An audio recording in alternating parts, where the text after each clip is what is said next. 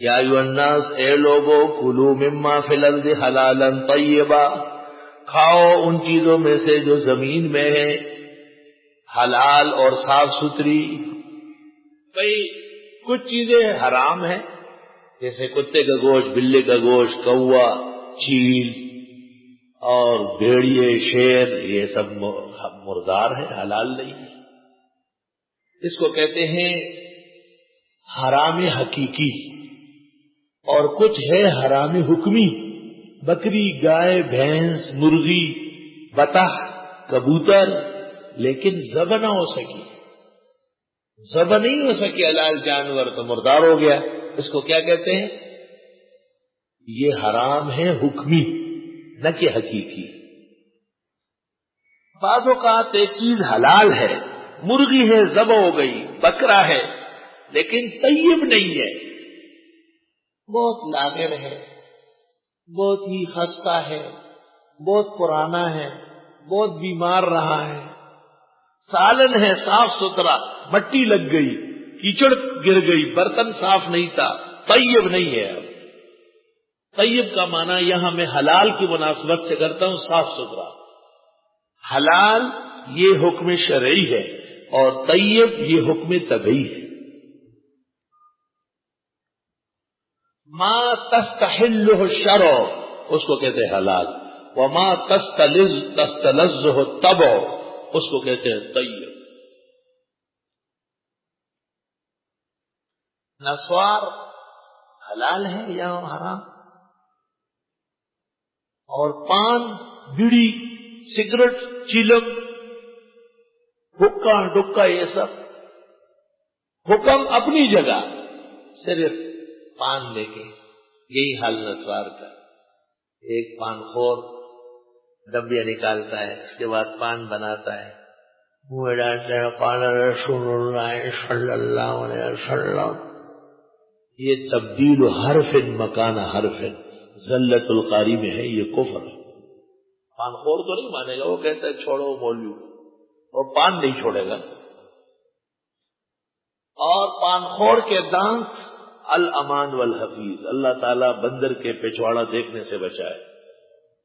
گندخ الاسخام، پیغمبر نے جو مسواک کی فضیلت بیان کی، صلاۃ بالسواک افضل من 70 صلاۃ بلا سواک، ایک نماز جس کے لیے وضو میں مسواک کی گئی 70 ان نمازوں سے افضل ہے جو بغیر مسواک کے پڑھی گئی۔ امام مالک کہتے ہیں مسواک میں کوئی حدیث نہ ہوتی، تعامل کافی تھا، اتنا بڑا عمل رہا۔ 6 اوقات میں مسواک ہے، عند النوم، بعد ما استيقظ، قبل الطعام، بعد الطعام، عند الصلاة لمن لا يخرج دمه، اور عند الوضوء عند القافہ۔ 6 اوقات۔ بذل المجہود، فتاوی ابن عابدین، فتاوی شام۔ اے لوگوں، کھاؤ ان چیزوں میں سے جو زمین میں ہے، حلال صاف ستھری۔ مات نسواری، ایک نسوار کھانے والا مر گیا، وَرُؤِيَ فِي الْمَنَامِ، خواب میں دیکھا گیا، وَآلَتُهُ فِي فِيهِ، اور اپنے آلے کو چوس رہا تھا۔ بریقہ میں ہے، بریقہ۔ یہ عبارت خواب تو ہو سکتا ہے، حقیقت نہیں ہے۔ یقیناً نسوار قبیح ہے، اور پان بھڑی، یہی حال سب چیزوں کا ہے۔ ان سے علماء دین کو بچنا چاہیے۔ بعض طالب علم نسوار کھاتے ہیں، یہ وضو خانے کے اندر گٹھیاں پھینکتے ہیں۔ تو ایک محلے والا مجھے کہتا ہے یہ بکرے مینگنیاں دیتے ہیں، جو صدقے کے لیے بکرے آتے ہیں۔ میں نے کہا یہ صدقہ خوروں کی مینگنی ہے، صدقہ خوروں کی مینگنی ہے۔ ان کو کیا پتا ہے کہ یہ وہاں کی مینگنی ہے نہیں ہے، یہ ان کی منہ کی مینگنی ہے۔ بکری کے تو پیچھے سے مینگنی نکلتی ہے، ان کا منہ اتنا ذلیل ہو چکا ہے۔ علماء نے پچھو ورزئی، ذالک عذاب الادنی، اللہ نے دنیا میں عذاب دینا شروع کیا ہے۔ توبہ کرو، استغفار پڑھو، اچھی عادات اپناؤ، فوراً اس سے باز آ جاؤ۔ اے لوگو کھاؤ ان چیزوں میں سے جو زمین میں ہیں حلال اور پاک، ولا تتبعوا خطوات الشیطان، چلنا نہیں شیطان کے قدموں پر۔ ارے بڑے بڑے کھاتے ہیں، ارے فلاں شیخ الحدیث صاحب کھاتے ہیں، یہ سب شیطان کا اکساوا ہے، یہ شیطان آپ کو اپنے راستوں پہ چلا رہا ہے۔ انہ لکم عدو مبین، بے شک وہ تمہارا دشمن ہے کھلم کھلا۔ انما یامرکم بالسوء والفحشاء، بے شک وہ حکم دیتا ہے تم کو غلط اور بے حیا کرنے کا۔ سو مانا غلط، السو ما اساءہ الشرع، جس کو شریعت نے غلط کہا، اور فحشاء ما اساءہ العقل، جس کو عقل غلط کہا ہے۔ وَأَن تَقُولُوا عَلَى اللَّهِ مَا لَا تَعْلَمُونَ، اور یہ کہ کہو اللہ پر وہ جو جانتے نہیں۔ وَإِذَا قِيلَ لَهُمُ اتَّبِعُوا مَا أَنزَلَ اللَّهُ، اور جب ان سے کہا جاتا ہے اتباع کرو ان احکام کا جن کو اتارا ہے اللہ نے، قالوا کہتے ہیں بل نتبع ما الفینا علیہ آباءنا، بلکہ ہم تو اتباع کرتے ہیں اس چیز کی جس پر پایا اپنے بڑوں کو۔ کون سے بڑے مراد ہے؟ ہمارے بڑوں نے یہ کیا، تیرا تو بڑا کس کو کہتا ہے؟ امام ابو حنیفہ تیرا بڑا ہے یا چھوٹا، اس کا دکھا۔ کنس قدوری والے عالمگیری والے بڑے یا چھوٹے، ان سے دکھا۔ بخاری مسلم تیرے بڑے نہیں ہیں، تو بڑا صرف باپ دادے کو کہتا ہے۔ وہ کون سے دارالعلوم دیوبند کے شیخ الحدیث تھے؟ اولو کانا آباؤہم، اگرچہ تھے ان کے بڑے، لا یعقلون شیئا، کہ جانتے نہیں تھے کچھ، ولا یہتدون، نہ وہ ہدایت یافتہ تھے۔ تو پتہ چل گیا کہ جو بزرگان دین عقل میں اور ہدایت میں اول نمبر ہو، جیسے ائمہ مجتہدین، ان کا اتباع ضروری ہے، تو آیت سے تقلید الائمہ ثابت۔ ففیہ دلیل علی ان تقلید المجتہد علی العام والخاص فی هذا الزمان واجب۔ مشہور ہے کہ عوام پر تقلید ہے۔ شاہ انور شاہ فیض الباری میں اور زبیدی بلگرامی اتحاف میں فرماتے ہیں بعد کے زمانوں کے علماء عوام کے حکم میں، بعد کے زمانوں کے علماء عوام کے حکم میں۔ وَمَثَلُ الَّذِينَ كَفَرُوا، مثال ان لوگوں کی جنہوں نے کفر کیا، کمثل الذی، مانند اس شخص کی سی ہے، ینعق، جو آواز لگاتا ہے، بما، ایسے الفاظ میں، لا یسمع، کہ سنتا نہیں۔ ایسے جانور کو پکارتے وہ سنتا ہی نہیں۔ الا دعاء و نداء، مگر بلانا اور پکارنا، دعا بلانا، و نداء اور پکارنا۔ گدھے کو، خچر کو، گھوڑے کو، گائے بھینس کو آپ آواز دیں، ہاں نہ سمجھتا ہے، اس کے علاوہ کچھ بھی نہیں۔ مشرک بے ایمان اتنے بڑے قرآن اور نبی کے بیان کو کالعدم کرتا تھا۔ صم بکم عمی، دیکھو اعادہ موضوع جب ہوا ہے، مضمون سارا لوٹا دیا، سارا مضمون لوٹا دیا۔ جزاک اللہ، اللہ تعالیٰ آپ کے علم میں برکت دے۔ ومن ها هنا علم ان ما ذكره الغزالي من سلب الايمان عن بعض اهل البدع عند الاحتضار صواب، صواب سے صواب، ٹھیک بات ہے، والعیاذ باللہ۔ وذلك لان المبتدع، کیونکہ بدعتی آدمی اذا رأى امارات العذاب، جب عذاب دیکھ لیتا ہے، یکرہ لقاء الرب جل مجدہ، جل مجدہ اللہ سے ملنا نہیں چاہتا، فَيَكْرَهُ اللَّهُ أَيْضًا لِقَاءَهُ فَيَسْلُبُ إِيمَانُهُ، وَلِأَنَّهُ إِذَا أَمْضَى حَيَاتَهُ فِي الْبِدَعِ، کیونکہ اس نے زندگی بدعات میں گزاری، وَظَهَرَتْ لَهُ حَقَائِقُهَا عِنْدَ مَوْتِهِ، اور اس کو پتہ چل گیا موت کے وقت یہ تو بدعت تھی، فَيَجِدُهَا مَعَاصِي، اب اس کو پاتا ہے گناہ، يُحْدِثُ لَهُ التَّرَدُّدُ فِي سَائِرِ الدِّينِ، سارے دین میں شک ہو جاتا ہے، لعلہ یکون کلہ کذالک، شاید سارا دین غلط ہو، فیسلب ایمانہ، اعاذنا اللہ منہ، واماتنا اللہ علی الملۃ البیضاء الحنفیہ، اللہ تعالیٰ صحیح راستے کی موت نصیب فرمائے۔ فیض الباری جلد 4 صفحہ 432. فیض الباری جلد 4 صفحہ 432. سمن بکمن عمیٌ ہم سمن ہم بکمن ہم عمیٌ، یہی بہرے ہیں، یہی گونگڑے ہیں، یہی اندھڑے، ہم لا یعقلون، پس یہ عقل سے کام نہیں لیتے. یا ایھا الذین آمنوا، اے ایمان والو، کلوا من طیبات ما رزقناکم، کھاؤ صاف ستھری جو ہم نے تمہیں دی، واشکروا للہ، حلال کھانے پر اللہ کا شکر کرو، ان کنتم ایاہ تعبدون، اگر تم خاص اس کی عبادت کر رہے ہو. انما حرم علیکم المیتۃ، بے شک اللہ نے حرام کی تم پر مردار، کچھ جانور حقیقی مردار ہیں، کچھ حکمی مردار، والدم، اور خون بہتا ہوا، ولحم الخنزیر، اور گوشت خنزیر کا. علماء لکھتے ہیں خنزیر بجمیع بدنہ وباجزائہ، یا حتی العظم والشعر، یہاں تک کہ بال اور ہڈی سب ناجائز و حرام. وما اہل بہ لغیر اللہ، اور جو نامزد کیا گیا اللہ کے علاوہ اور کسی کے نام کا، یہ فلاں بابا کا بکرا، یہ فلاں درگاہ کی نیاز، یہ فلاں کی 11ویں، یہ فلاں کی منت. وما اہل بہ لغیر اللہ، اس کو کہتے ہیں محرمات 4 تعبیدیہ. یہ 4 چیزیں تمام حرمتوں کی جڑیں ہیں، ساری حرمتوں کی جڑ مردار. گائے بھی مردار ہو سکتی ہے، بکری اور مرغی بھی، جب اللہ کا نام لے کر ذبح نہ ہو.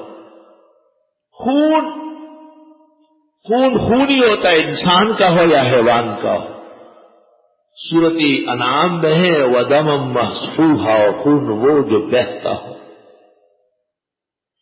اور خنزیر، سور، ولحم الخنزیر، اور وہ جو خدا کے علاوہ کسی ولی یا نبی زندت مردے کے نام کا نامزد کیا گیا. وما اہل بہ لغیر اللہ. یہ بھی یاد رکھنا کہ ہر حلال جانور میں 7 چیزیں حرام ہوتی ہیں. ہر حلال جانور میں 7 چیزیں حرام ہوتی ہے. آج اس کی تفصیل سن لو. یحرم من اجزاء الحیوان الحلال 7، ہر حلال جانور میں 7 چیزیں حرام ہیں. نمبر 1 الدم المسفوح، بہتا ہوا خون. نمبر 2 والذکر. نمبر 3 والانثیان، اور کپورے ٹھٹھے، کٹا کٹا کٹا کٹا دیکھ ناستے دتا کھوٹے پخی اس پا کھوٹے پڑے ایتا دلاون کٹوئی پسر کا او سمسائی دی لکا پاکے ورکا او زن موزیان باورتا گیڑا گروی. والقبل، اور والغدہ غدود، والمثانہ پیشاب کی تھیلی، والمرارہ پتا چینے. 7 ہو گئی نا. الدم المسفوح 1، الذکر 2، انثیان 2، 3، قبل 4، غدہ 5، مثانہ 6 اور مرارہ 7. بدائع الصنائی جلد 5 صفحہ 61، بدائع الصنائی جلد 5 صفحہ 61، فتاوی شام جلد 5 صفحہ 171، امداد الفتاوی جلد 4 صفحہ 118.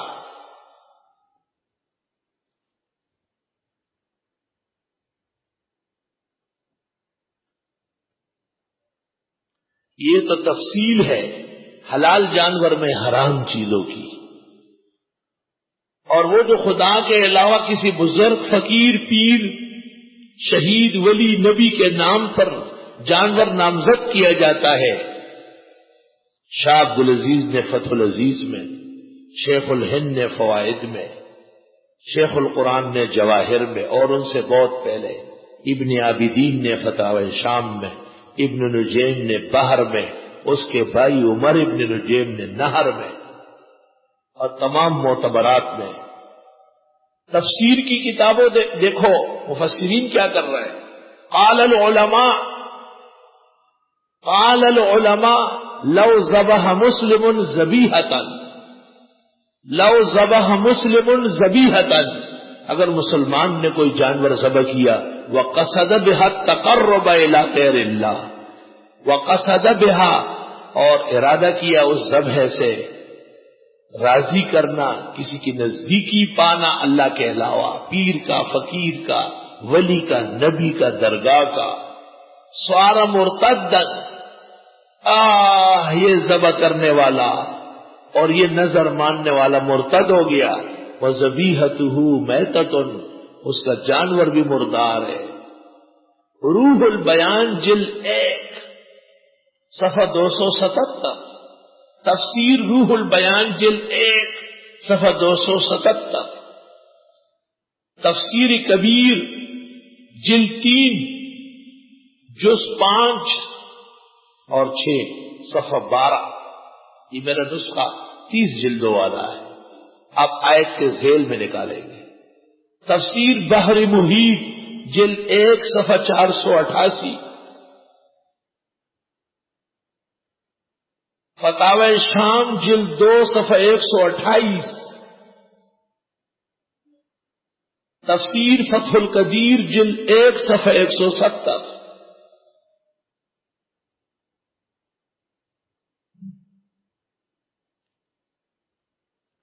ان تمام کتابوں میں اور ایسی سینکڑوں اور ہزاروں کتابوں میں یہ مسئلہ مصرح ہے کہ اولیاء کرام، بزرگان دین کی درگاہ و مزارات اور ان کی خوشی اور خوشنودی کے حصول کے لیے نظر و نیاز حرام قطعی ہے۔ اندیشہ ہے کہ نظر ماننے والا ایسا کافر مرتد ہو جائے اور اس کا ذبیحہ بھی مرتد کا ذبیحہ ہو۔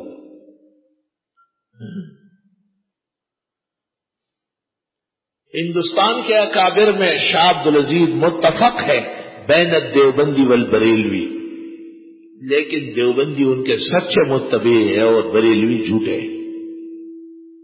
بتاتا ہوں، شاہ عبدالعزیز نے اس آیت کی تفسیر کی، وہ شیخ الہند سے 100 سال پہلے ہے۔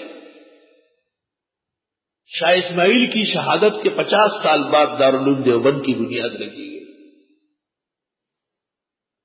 مولانا شاہ عبدالعزیز فوت ہوئے ہیں 1239 میں، شیخ الہند فوت ہوئے 1339، 100 سال کی مسافت۔ دہلی کے اکابر علماء و محدثین میں سے احمد رضا نے بھی لکھا ہم شاہ عبدالعزیز کو مانتے، لیکن اس آیت کی تفسیر شاہ عبدالعزیز فتح العزیز فارسی اردو موجود ہے، صاف لکھا ہے کہ قبروں کی نیاز، درگاہوں کی نیاز سب حرام ناجائز، اور نیاز ماننے والے گناہ کبیرہ اور کفر کے مرتکب ہیں۔ لیکن ان کی نسل کا ایک بزرگ گزرا ہے، اور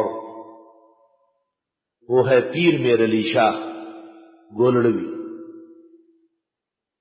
وہ بہت سارے مسائل میں معتدل ہیں، نور بشر میں وہ بشریت کے قائل ہیں، علم غیب میں بھی دیوبند کے موقف کی تائید کی۔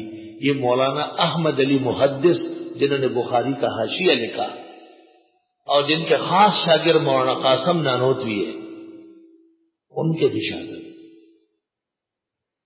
لیکن ان کے حالات میں لکھا ہے کہ مولانا احمد علی نے 2 دفعہ ان کو درس سے نکالا ہے، تیسری دفعہ دوبارہ گئے اور ان کو بتایا بغیر شریک ہوئے، کیونکہ درس اس زمانے مولانا احمد علی کا ہوتا تھا اور کہیں کوئی بخاری نہیں پڑھتا۔ کیوں نکالتے تھے آپ خود سمجھ لیں۔ ایک طالب کو ہم کہتے ہیں کہ آپ معاف کریں، ہمیں خدا کے لیے آنا ہے، پیر صاحب کو اپنے استاد نے معافی مانگی کہ نکلو یار، پیر صاحب نے ایک کتاب لکھی ہے، اس کتاب کا نام ہے الکلمۃ العلیاء فی تفسیر ما احل بہ لغیر اللہ۔ الکلمۃ العلیاء فی تفسیر ما احل بہ لغیر اللہ۔ اور اس کتاب میں پیر میر علی شاہ گولڈوی نے شاہ عبدالعزیز کا رد کیا ہے، لیکن شاہ عبدالعزیز کا نام نہیں لے سکتے تھے، ان کا نام عبدالحلیم دہلوی لکھا ہے۔ شاہ عبدالعزیز کا نام لے تو دنیا ٹوٹ پڑ خبر رات، شاہ عبدالعزیز کوئی رد کر سکتا؟ انور شاہ صاحب سے کوئی کہتے کہ آپ شاہ صاحب سے اچھے عالم ہیں، ان سے کہتے بس آرام سے لڑ، شاہ صاحب بڑے ہیں۔ شاہ عبدالعزیز سبحان اللہ، ان کا تاریخی نام ہے عبدالحلیم، شاہ ولی اللہ کا نام ہے عبدالحکیم، ان کے والد کا نام ہے عبدالرحیم۔ تو جب رد کرنے لگے تو لکھتے ہیں میں نے عبدالحلیم دہلوی کی تفسیر دیکھی اور انہوں نے ما احل بہ لغیر اللہ کی جو تفسیر کی ہے مجھے اس سے اتفاق نہیں ہے۔ آپ کو اتفاق اس لیے نہیں کہ آپ قبروں کے حلوے مانڈے کے قائل ہیں، پیر کس بات کا ہو جو بدعت نہ کرے۔ مولانا مصباح اللہ شاہ سے زمون استاد ہوئی کہ پیر ٹول دسلوئی و کناٹی دے پیتلوئی ضرور ببکی این بین وی پیر اچھر مکمل موحد نشی جوڑے گئے، دکان ببنش این بین ببکی خمخارا دی۔ انما حرم علیکم المیتتا، بے شک حرام کیا اللہ نے تم پر مردار حقیقی و حکمی، والدم و خون ولحم الخنزیر، اور گوشت خنزیر کا، وما احل بہ لغیر اللہ، اور وہ جو نامزد کیا گیا اللہ کے علاوہ، کسی بزرگ پیر فقیر زندے مردے۔ فمن اضطر غیر باغ ولا عاد، پس جو مجبور ہوا غیر باغ، نہ تو لذت ڈھونڈتا ہے، ولا عادل، نہ ضرورت سے زیادہ کھاتا ہے۔ ایک ایسا آدمی ہے غریب پریشان ہے، کوئی چیز ہے ہی نہیں، اللہ اللہ سوائے اس مردار چیز کے۔ ہمارے ایک ساتھی تو وہ بریلیوں کا امام تھا، قریب میں درگاہ تھی، وہاں سے نیاز آتی تھی، تو ہم نے کہا، کہنے لگا میں حالت اضطرار میں ہوں، کہ مجھے دیوبندی امام نہیں بناتے، ویسے مستر ہے، مستر پڑیش۔ ومن اضطر، جو مجبور کیا گیا غیر باغ، نہ تو متلاشی لذت ہے، ولا عاد، نہ ضرورت سے زیادہ کھائے گا۔ یہ ہمارا ترجمہ ہے حنفی موقف کا، حنفی موقف۔ اور امام شافعی کے مسلک کے مطابق ترجمہ ہے غیر باغ، نہ تو باغی ہو، ولا عاد، اور نہ حد شرعی سے تجاوز کرے، یا یہ کہ بار بار کھانے والا ہو، کیونکہ امام شافعی کے نزدیک سفر معصیت مبیح رخصت نہیں ہے، سفر معصیت مبیح رخصت نہیں ہے۔ والمسألة طویلۃ الذیل فی کتب الفقہ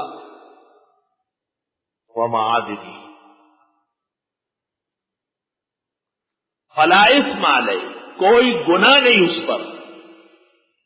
اللہ اللہ، ان اللہ غفور الرحیم، بے شک اللہ بخشنے والا رحم والا۔ سن لو، یہ چیزیں بددستور حرام ہے، لیکن اس شخص کو گناہ نہیں ہوگا جو مضطر ہے، پریشان ہے، جان جا رہی ہے۔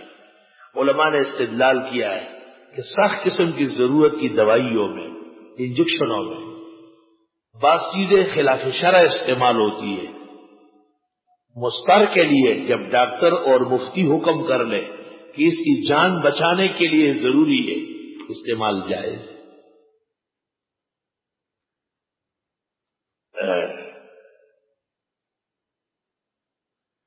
مولانا مفتی محمود صاحب رحمت اللہ علیہ نے اس جگہ تفسیری فوائد میں کہا ہے کہ قرآن مجید یا دین کے کلمات ناپاک سیاہی سے لکھنا یا نجاست سے یہ حرام ہے۔ فتاوی قاضی خان کا حوالہ دیا ہے۔ شاید یہ اس جزیے کا رد ہے جس میں ہے کہ سورہ فاتحہ اگر بالبول لکھا جائے درد سر کے علاج کے لیے، فتاوی غیاسیہ میں شاہ حضرت مفتی صاحب نے اس کا رد کیا، ٹھیک ہے، لیکن مسئلہ دوسرا ہے، مسئلہ دوسرا ہے۔ بنیاد تو قائم ہو گئی، فمن اضطر غیر باغ ولا اثم علیہ ان اللہ غفور رحیم۔ یہ ایک مسئلہ ہے کہ یہ چیزیں اس مستر کے لیے حلال ہو گئی یا حرمت بددستور ہے، اور یہ مجرم نہیں ہوگا۔ آیت سے صاف ہے کہ حرمت بددستور ہے لیکن ضرورتاً جائز ہے، فلا اثم علیہ۔ ہماری یہ مسجد بن رہی تھی، ملبہ اٹھانے کے لیے اندر گدے اور خچ آئے، تو محمد انور شاہ چھوٹا بچہ تھا، میرے پیچھے بھاگا بھاگا آیا کہ ابو وہ مسجد میں ایک گدھا آ گیا ہے۔ میں نے کہا کام ہو رہا اس لیے، تو پھر پوچھا کہ مسجد مسجد نہیں ہے اس وقت یا گدھا گدھا نہیں ہے؟ زبردست سوال۔ تو مسجد مسجد ہے اور گدھا اپنی جگہ گدھا ہے، لیکن ملبہ اٹھانے کی ضرورت کسی اور چیز سے نہیں ہوتی، فلا اثم علیہ۔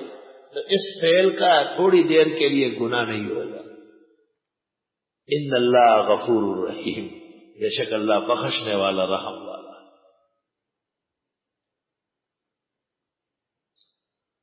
ان الذین یکتمون ما انزل اللہ من الکتاب، بے شک وہ لوگ جو چھپاتے ہیں وہ مسائل جو اتارے اللہ نے کتاب میں، چھپاتے ہیں۔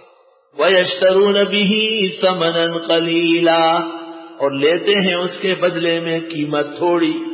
أُولَئِكَ مَا يَأْكُلُونَ فِي بُطُونِهِمْ، یہ لوگ نہیں ڈالتے ہیں اپنے پیٹوں میں إِلَّا النَّارَ، مگر جہنم کی آگ۔ وَلَا يُكَلِّمُهُمُ اللَّهُ يَوْمَ الْقِيَامَةِ، باتیں نہیں کرے گا ان سے اللہ قیامت کے دن۔ وَلَا يُزَكِّيهِمْ، انہیں ان کو پاک ہونے دے گا۔ وَلَهُمْ عَذَابٌ أَلِيمٌ، ان کے لیے عذاب ہوگا دردناک۔ پہلے حرام بتائیں پھر حرام خوروں کی سزا سنائی۔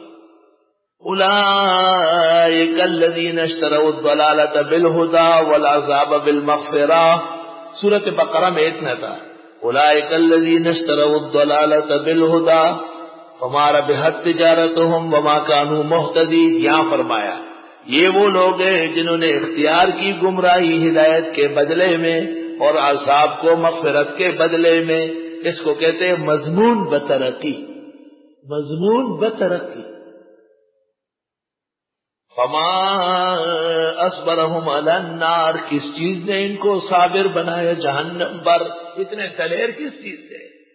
ذالک بان اللہ نزل الکتاب بالحق، اس لیے کہ اتاری اللہ نے کتاب برحق۔ وَإِنَّ الَّذِينَ اخْتَلَفُوا فِي الْكِتَابِ، اور بے شک وہ لوگ جو اختلاف کرتے ہیں قرآن میں، لَفِي شِقَاقٍ بَعِيدٍ، دور کے اختلاف میں ہے۔ 100 آیتوں کے بعد 76 آیات میں رسالت کا مسئلہ بیان ہوا، اور اس پر شبہات جو وارد تھے وہ سب کے سب دفع کیے گئے، اور موضوع کا اعادہ کیا گیا، اور محرمات میں تفصیل کر دی گئی۔ خطاب عمومی یا ایھا الناس، خطاب خصوصی یا ایھا الذین آمنوا کے ساتھ۔ 176 آیت کے بعد 177 آیت سے مسئلہ جہاد فی سبیل اللہ شروع ہوتا ہے۔ جہاد فی سبیل اللہ، اس کے 3 مرحلے ہیں۔